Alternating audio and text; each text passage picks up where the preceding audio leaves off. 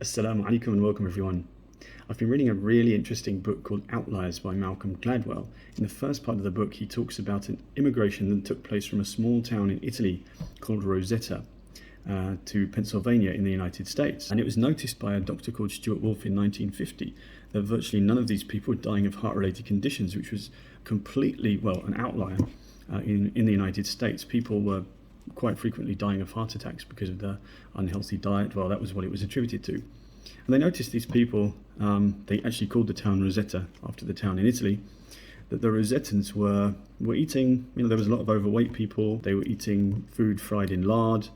So the diet wasn't particularly healthy. There wasn't that many differences, genetic or anything like that. So I'll read a quick quote from the book itself. What Wolfe began to realize was that the secret of Rosetta wasn't diet or exercise or genes or location. It had to be Rosetta itself.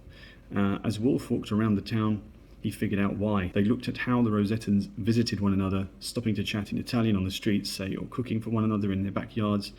They learned about the extended family clans that underlay the town's social structure. They saw how many homes had 3 generations living under one roof and how much respect grandparents commanded. He then goes on to say, in transplanting the Pisani culture of southern Italy to the hills of eastern Pennsylvania, the Rosettans had created a powerful, protective social structure capable of insulating them from the pressures of the modern world. The Rosettans were healthy because of where they were from, because of the world they had created for themselves in their tiny little town in the hills.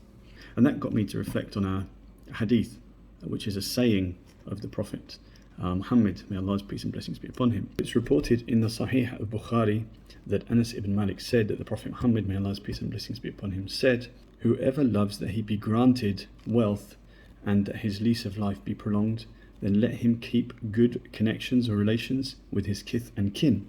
And this is narrated in the most famous, authentic book of Hadith, Bukhari.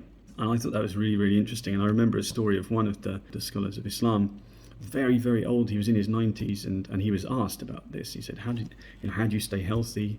And he related this hadith and said, visit my family frequently and keep ties of relationship, as the Prophet Muhammad, may Allah's peace and blessings be upon him, said.